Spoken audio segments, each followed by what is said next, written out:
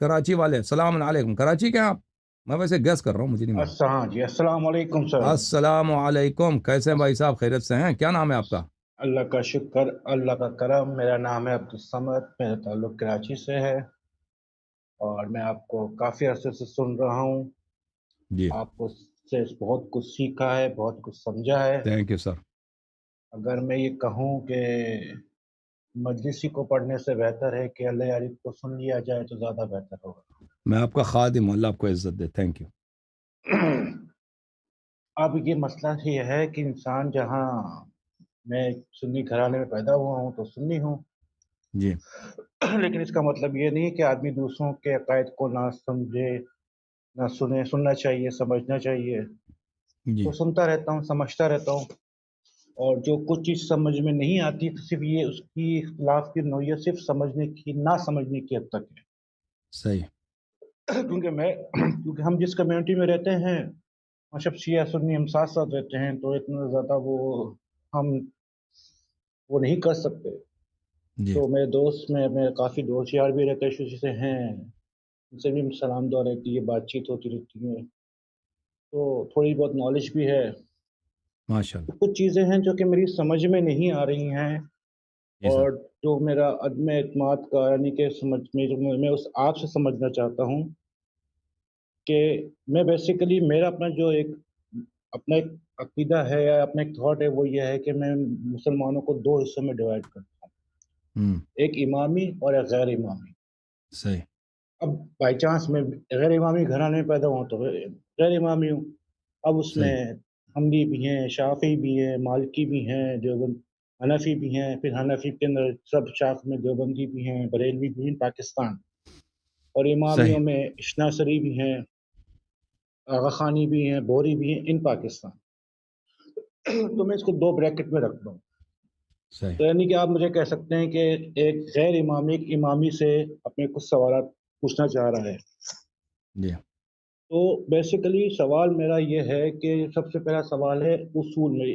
روایات، واقعات ابھی سب سائڈ پہ رکھ دیتے ہیں کیونکہ اس میں اختلاف تو ہو سکتا ہے. اصول پہ میں پہلے بات کی سمجھنی چاہیے. تو جہاں تک میں ایک امامی کا اصول سمجھا ہوں وہ 5 ہیں.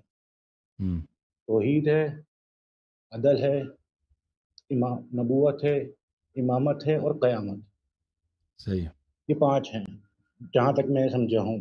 صحیح. اور یہ اصول دین ہے، اور سورس آف دین 3 ہے: کتاب اللہ ہے، سنت رسول ہے، اور قول معصوم ہے، جنہیں آپ حدیث میں.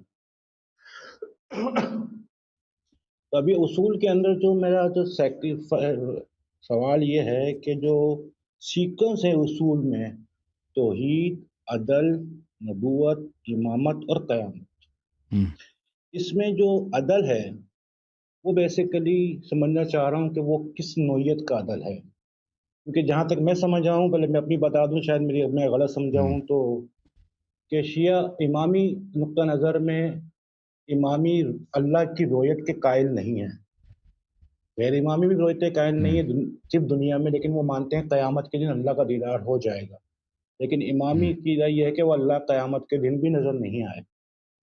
تو جب وہ نظر نہیں آئے گا تو عدل کا تقاضا یہ ہے کہ لوگوں کو سمجھانے کے لیے، حق بات بتانے کے لیے، اپنی بات بیانے کے لیے کوئی سلسلہ شروع کیا ہے. تو اس نے نبوت کا سلسلہ شروع کر دیا، اور کم و بیش لاکھ سوا لاکھ میں نبی بھیجے تاکہ لوگوں کو بتایا جائے اپنے رب کا اصل پیغام. پھر اللہ نے نبوت کو ختم کر دی، لیکن دنیا کو ختم نہیں کیا. تو عدل کا تقاضا یہ ہے کہ کوئی ایسا نیا سسٹم شروع کیا جائے، کیونکہ دنیا بھی ختم ہو جانی چاہیے تھی، نبوت ختم ہو جاتی تو. لیکن چونکہ اللہ نے دنیا کو قائم رکھا اور نبوت ختم کر دی، تو ایک ایسے سلسلے کو شروع کرنا تھا کہ جو اس سسٹم کو لے کے آگے چلے. یہ کیونکہ عدل خدا بندی ہے. پاکر مجید صاحب کا ایک بڑا اس میں اپنا ریمارکس ہیں اس بارے میں کہ امامت عدل خدا بندی ہے. اس کی ریزن بھی انہوں نے یہی دی ہے کہ نبوت کے ختم ہونے کے بعد ایک ہدایت کا ایک سلسلہ ہونا چاہیے. تو میرا آپ سے سوال یہ ہے کہ آپ اگر امامت عدل خدا بندی ہے تو غیبت امامت کو آپ کیسے جسٹیفائی کریں گے؟ تو عدل جو آپ نے سمجھا نا، وہ عدل وہ نہیں ہے جو آپ سمجھ رہے ہیں. عدل جو شیعہ کہتے ہیں، شیعہ کو عدلیہ کہتے ہیں، اور معتزلہ کو بھی عدل اگر کہتے ہیں. قیامت کا لفظ نہیں ہوتا اصول دین میں تو میں مان لیتا ہوں. عدل کا مقصد یہ ہے، عدل خداوندی ہے، قیامت بھی عدل ہے۔ عدل کا مطلب یہ ہے میرے بھائی، ہم عدلیہ اس لیے ہیں کیونکہ مسلمانوں میں ایک بہت بڑا اہم بحث ہے، اور وہ ہے کس کا، کہ انسان کے جو افعال ہیں یہ کس کے افعال ہیں۔ ہمارے جو افعال ہیں، مثلا میں آپ سے گفتگو کر رہا ہوں، میں کھانا کھا رہا ہوں، میں نماز پڑھتا ہوں، یا ایک شخص کافر ہے، وہ کفر کر رہا ہے، وہ گناہ کر رہا ہے، شراب پی رہا ہے، زنا کر رہا ہے، تو یہ کس سے صادر ہوتا ہے؟ اس افعال کا خالق کون ہے؟ شیعہ عقیدے میں یہ ہے کہ اللہ تعالیٰ اعیان کا خالق ہے۔ افعال جو ہیں یہ اعیان میں سے نہیں ہیں۔ افعال جو ہیں، افعال اللہ تعالیٰ اعیان کو خلق کرتا ہے، مجھے خلق کیا، آپ کو خلق کیا، یہ دنیا جہان کو خلق کیا۔ ہمارے افعال جو ہے نا، ہمارے افعال یہ ہمارے ہی مخلوق ہیں، ہم نے اس کو وجود میں لایا، اور یہ اعیان میں سے نہیں ہے۔ یہ افعال، یہ ہم چیزوں کے صورتوں کو، مثلا میں صحیح اردو میں بات کیجئے، سمجھ میں آ جائے گی۔ ہاں جیسے میں ابھی مثلا اللہ تعالیٰ نے دنیا جہان کو خلق کیا۔ پہاڑ کیا ہے؟ کہ عین ہے، ایک شے ہے، دریا ہے، پانی ہے، مٹی ہے، لوہا ہے، ٹھیک ہے نا، بنی آدم ہے، ملائکہ ہیں، یہ اعیان ہے۔ لیکن میں اس کتاب کو بناتا ہوں، اس کتاب کو میں نے کیسے بنایا بھائی؟ میں اس کتاب کے اجزاء پہلے سے موجود تھے دنیا میں نے اس اجزاء کو جمع کیا، اس کی شکل بدل دیا، اب یہ کتابی صورت میں آیا۔ میں نے کسی چیز کو خلق نہیں کیا بھائی، حقیقت میں خلقت نہیں ہے، یا وہ حقیقت میں یہ ہے کہ میں نے عدم سے کسی چیز کو خلق نہیں کیا، میں نے اس کی شکل و صورت بدل دی ہے، ٹھیک ہے نا۔ شکل و صورت وہی آپ کے سامنے ہے، ٹھیک ہے۔ اب میں نماز پڑھتا ہوں، یہ اس کا میں خود ذمہ دار ہوں، میں نے یہ نماز پڑھی ہے، اللہ نے نماز نہیں پڑھی ہے۔ اچھا، میں اگر کافر ہو جاتا ہوں تو میں کافر ہوں۔ اس کے مقابلے میں اشاعرہ ماتریدیہ اہل حدیث کے عقیدہ ہے، وہ کیا کہتے ہیں نہیں، سارے انسان کے جتنے افعال یہ اللہ تعالیٰ سے صادر ہوتے ہیں۔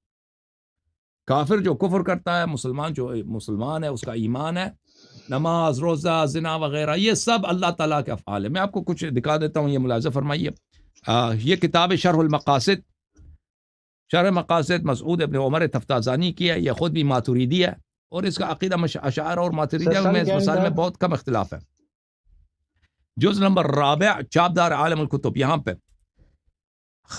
العبد مضطر فی صورت المختار، انسان صورت میں مختار ہے، چوائس ہے، فری چوائس، لیکن حقیقت میں انسان مضطر ہے، یعنی آپ کی بالکل کوئی چوائس نہیں ہے، چوائس نہیں ہے، آپ بالکل آپ سمجھتے ہیں آپ کا اختیار ہے، کچھ اختیار نہیں ہے، انسان مضطر ہے، انسان کیا ہے؟ مکرہ ہے، مجبور ہے، حقیقت میں جبر ہے۔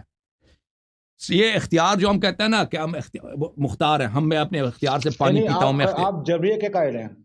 نہیں، میں کہتا ہوں یہ شیعوں کے جو مقابل ہے، جماعت مخالفین کی بات کر رہا ہوں، اشاعرہ مقابل کی بات نہیں ہو رہی، میں تو صرف اللہ کے عدل کی بات ہو رہی نا، آپ سن لیں، عدل کا جو مقصد ہے وہ ایز اصول دین میں کیا حیثیت ہے اس کی؟ ہاں تو سن لو نا، تو سمجھ آئے گی نا۔ اس کے شرح میں وہ کہتے ہیں فن الانسان مضطر فی صورت المختار کالقلم فی ید الکاتب، انسان کی کیا حیثیت ہے؟ انسان جیسے قلم کاتب کے ہاتھ میں کتابت کر رہا ہوں، یہ قلم، اس قلم کا کوئی اختیار ہے؟ اس قلم سے چاہے میں اچھی لفظ لکھ دوں چاہے برے لفظ لکھ دوں، اس قلم کا اس پین کا اس میں کوئی اختیار ہی نہیں ہے، انسان ایک قلم کی طرح۔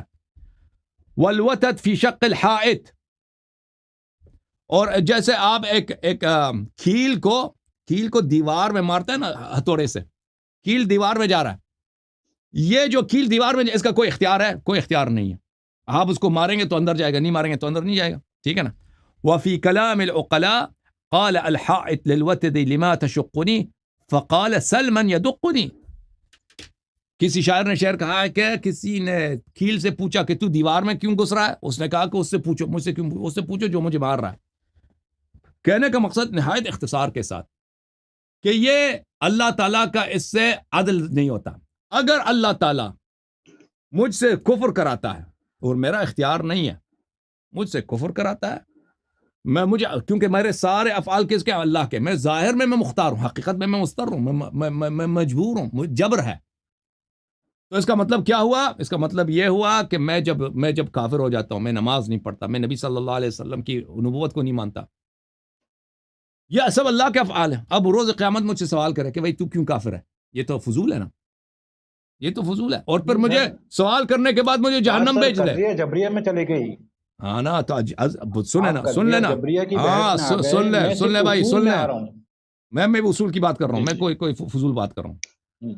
تو جب اللہ تعالیٰ مجھے سوال کرنے کے بعد مجھے پھر جہنم بھی بھیج دے گا، یہ ظلم ہے، یہ ظلم ہے۔ تو پھر کیا ہوا کہ ہمارے مذہب میں ہم اس باتوں کو نہیں مانتے، ہم کہتے ہیں افعال کا ہمارے افعال کن سے صادر ہم سے صادر ہوتا ہے۔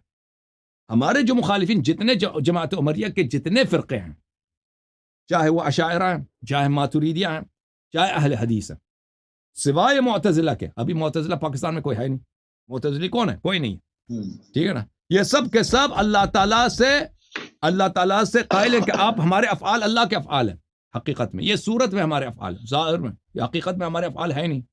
اچھا، نتیجہ اس کا کیا نکلا؟ نتیجہ یہ ہوا کہ اللہ عادل نہیں ہے، اللہ عادل نہیں۔ جب اللہ تعالیٰ نے خود مجھے کافر بنایا اور مجھ سے کفر کرایا، پھر مجھے روز قیامت وہ جہنم میں ڈال دے گا۔ یہ جو میں نے آپ کو کتاب دکھائی ہے، یہ کس کی کتاب ہے؟ شرح مقاصد مسعود بن عمر تفتازانی کی، اور اس طرح کے میں اگر چاہوں 10 مزید کتاب آپ کو دکھا سکتا ہوں۔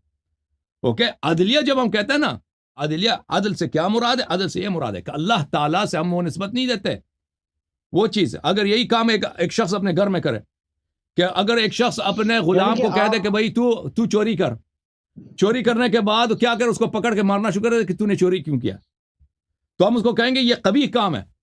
اسی طرح اللہ تعالیٰ اگر مجھ سے کفر کراتا ہے، پھر اس کفر کی وجہ سے مجھے جہنم ڈال دیتا ہے، یہ ظلم ہے، ٹھیک ہے نا۔ تو ہم عدلیہ کیوں کہلاتے ہیں؟ کیونکہ ہم جبریہ نہیں ہیں۔ آپ لوگ ابھی پاکستان میں جو لوگ ہیں نا، وہ پاکستان ماتریدی اشاعرہ، یہ تو ان باتوں کو عوام سے چھپاتے ہیں، ان حقائق کو، ان باتوں وہ سمجھتے ہیں کہ ان کے عوام سمجھتے ہیں، وہ منبر سے کیا کہتے ہیں کہ لوگوں جا کے نماز پڑھو، لوگوں تم ایمان لاؤ، اگر ایمان نہیں لاؤ گے جہنم میں جاؤ گے، حالانکہ اس میں کسی کو اختیار ہی نہیں ہے۔ اپنے عقیدے کے مطابق بات کریں نا، وہ سب اللہ کرائے گا، ہمارا کوئی چوائس ہی نہیں ہے۔ تو اس لیے یہ کیا ہے؟ یہ اللہ کے ظلم کے قائل ہیں، کہیں گے نہیں زبان سے کہ ہم اللہ کے ظلم کے قائل ہیں، لیکن یہ اللہ کو عادل نہیں مانتے۔ اوکے، اس کا اصل مقصد یہ ہے۔ اب بولے نا عدل کا پتہ چلا کہ اصول دین میں جو عدل کہا جاتا ہے کہ شیعہ اور معتزلہ عدلیہ ہیں، شیعہ اور معتزلہ عدلیہ ہیں، باقی جو فرقے ہیں وہ عدل کو نہیں مانتے۔ اس سے کیا مراد ہے؟ میری بات کو سمجھ نہیں پا رہے ہیں۔ میں عدل کو نبوت اور امامت سے جو لنک کر رہا ہوں کہ یہ سیکنڈ نمبر پہ ہے، تو سیکنڈ نمبر وہ تو آپ کر رہے ہیں نا، وہ تو آپ کر رہے ہیں، اس کا تو آپ کے پاس سیکوینس میں سیکنڈ نمبر پہ ہے بھائی، وہ سیکنڈ نمبر اسی لیے ہے نا بھائی۔ وہ میں آپ کو بتاؤں کہ عقیدے میں جو عدل ہے اس سے مراد کیا ہے؟ آپ کو تو پتہ ہی نہیں، آپ کسی اور وادی میں لے کے گئے نا کہ نبوت سے میں نے ملا دیا۔ نہیں، توحید اللہ نے کہا میں جانا جاؤں، خود تو نہیں آئے گا بچہ اپنے آپ کو جنوانے کے لیے، وہ سسٹم کریٹ کرے گا، یہ اس کا عدل کا تقاضا، یعنی کہ اس کی یہ نظر ضرورت ہے عدل، تو اس نے سلسلہ نبوت کو سٹارٹ کیا۔ بھائی صاحب، جب آپ کہتے ہیں نا کہ شیعہ اصول دین میں کہتے ہیں کہ اصول دین میں توحید ہے، پھر عدل ہے، عدل سے مراد میں نے آپ کو سمجھا دیا کہ عدل سے کیا مراد ہے۔ اوکے، اب آپ اس کو سمجھیں، عدل کا ریلیشن شپ کیا ہے نبوت سے، امامت سے، میں آپ سے یہ سمجھنا چاہ رہا ہوں۔ عدل کا ریلیشن شپ کیا ہے نبوت سے؟ دیکھیں اس کا عدل یہ ہے، جب ہم کہتے ہیں نا کہ اللہ تعالیٰ ہمیں چوائس دیا ہے، دنیا میں ہم آئے ہیں، اللہ نے ہمیں چوائس دیا ہے، ٹھیک ہے نا، ہمیں اختیار دیا کہ آپ یا گمراہی کے راستے پہ چلیں، گمراہی کے راستے پہ چلیں، یا ضلالت کے راستے پہ چلیں۔ تو اللہ تعالیٰ یہاں پر ہمارے لیے ہادی بنا کے بھیجتا ہے، شریعت بنا کے بھیجتا ہے۔ ہادی اللہ کی جانب سے شریعت ہے، سمجھ میں آتی ہے بات۔ طاعت کریں گے بھائی، طاعت کریں گے تو جزا ہے، ثواب ہے، معصیت کریں گے تو عقاب ہے، حساب کتاب ہے، سختی ہے۔ نہیں چلے نا بھائی، ماننا نہ ماننا ہماری اپنی چوائس ہے۔ اب بھائی سن لیں، لیکن اس کا سن لیں، جب آپ کہہ رہے ہیں کہ عدل کا کیا تعلق نبوت سے، جب چوائس ہی نہیں ہے، جب میری مثال قلم کی مثال ہے کاتب کے ہاتھ میں، کاتب کتاب، اس قلم کا، یہ قلم کفر لے کے یا ایمان لے کے، اس قلم میں اس کا کیا قصور ہے؟ کوئی قصور نہیں ہے، کوئی قصور۔ تو اس میں نبوت ہی ابس ہے بھائی، جماعت مخالفین کے عقیدے کے مطابق شریعت ہی ابس ہے، ارسال رسول، انزال کتب، یوم حساب ابس ہے، باطل ہے۔ کیوں باطل ہے بھائی؟ تو اللہ مجھ سے کفر کرائے گا، 1,24,000 پیغمبر چھوڑو، 1 ملین پیغمبر بھیج دے، جب اس نے مجھ سے کفر کرانا ہے، میری تقدیر میں اس نے کفر لکھا ہے، میرے قضا قدر میں اس نے کفر لکھا ہے، اب اس کے بعد نبوت کے فائدہ ہی کیا ہے؟ پھر روز حساب میں مجھ سے حساب لے لے کہ بھائی تو کیوں کافر ہو، تم نے خود کفر کرایا بھائی، تم نے خود مجھے کافر لکھا ہے، میرا چوائس ہی نہیں تھا۔ پھر مجھے جہنم بھیج دے. اصل میں جبریہ نہیں ہوں میں، تو قدریہ ہوں. عرض یہ ہے بھائی، عرض یہ ہے کہ اس کا نبوت کے ساتھ اس کا کیا تعلق ہے؟ نبوت کے ساتھ اس کا تعلق یہ ہے کہ جماعت مخالفین کے عقیدے کے مطابق، چاہے اشعری ہو، چاہے ماتوریدی ہو، چاہے اہل حدیث ہو، چاہے احمد بن حنبل کا ماننے والا، اللہ کا سب کام ہی ابس ہے. سب کام ہی شریعت ابس، رسالت ابس، روز جزا ابس. یہ امر جتنے اوامر آئے نا قرآن میں کہ نماز پڑھو، نماز نہیں پڑھو گے تو اتنا گناہ ہوگا، اللہ نے ڈرایا، انذار، تبشیر، یہ سب کے سب ابس. ابس یعنی فضول، یہ سب ابس ہے. کیونکہ کیا فائدہ اس کا؟ تو اس کا لنک یہ ہے. آپ کہہ رہے ہیں کہ عدل کا نبوت کے ساتھ کیا لنک ہے؟ اس کا لنک یہ ہے. کیا لنک ہے اس کا؟ امامت سے کیا ٹھیک ہے نا، چوائس ہوگا تو ہادی ہوگا نا. چوائس ہوگا تو دیکھ، اگر میں ایک روباٹ ہوں بھائی، دیکھ میں اگر روباٹ ہوں، روباٹ کیا ہوتا ہے؟ روباٹ یہ ہوتا ہے کہ اس میں آپ پروگرام ڈال دیتے نا، وہ وہی کرے گا جو آپ نے اس پروگرام میں سافٹ ویئر میں ڈال دیا. تو پھر امام وغیرہ کا کوئی ضرورت نہیں ہے. لیکن اگر روباٹ نہیں ہے، فری چوائس ہے، تو امام کی ضرورت ہے، ہادی کی ضرورت ہے. ضرورت ہے، میں یہی تو کہہ رہا ہوں، اس کو ہونا چاہیے. حدیث ثقلین بھی یہی کہتی کہ میں تمہارے درمیان دو چیزیں چھوڑے جا رہا ہوں، ایک کتاب اللہ اور ایک میرے اہل بیت. اور اگر اہل بیت کو ذرا فلٹر کریں گے تو لفظ امام ہی نکلے گا. بیسیکلی اللہ تعالیٰ وسلم یہ کہنا چاہ رہے ہیں میں تمہارے درمیان دو چیزیں چھوڑے جا رہا ہوں، کتاب اللہ اور سلسلہ امامت. اہل بیت کو اگر فلٹر کیا جائے تو یہ لفظ نکلتا ہے. تو میں آپ سے صرف یہی عرض کر رہا ہوں نا کہ اس کے اندر اگر دیکھا جائے تو غیبت امامت کہاں جسٹیفائی ہو رہی ہے؟ غیبت کا مرحلہ بعد میں آتا ہے نا، غیبت کا مرحلہ بعد میں آتا ہے. پہلے اس بات پہ نہیں، ہم ابھی حاضر میں بات کریں گے نا سر. ہم حاضر میں بات کرتے ہیں. دیکھیں 235 ہجری سے پہلے کی کوئی بات نہیں سننا ہی چاہ رہا میں آپ سے. 261 نہیں سننا چاہ رہا. دین ہی اسی 265 سے پہلے کی ہے نا، نبی بھی 265 سے پہلے کیا، قرآن بھی 265 سے پہلے کیا ہے. جی اس کی وجہ یہ ہے کہ حدیث یہی ہے کہ اولنا محمد و اوسطنا محمد و آخرنا محمد و کلنا محمد.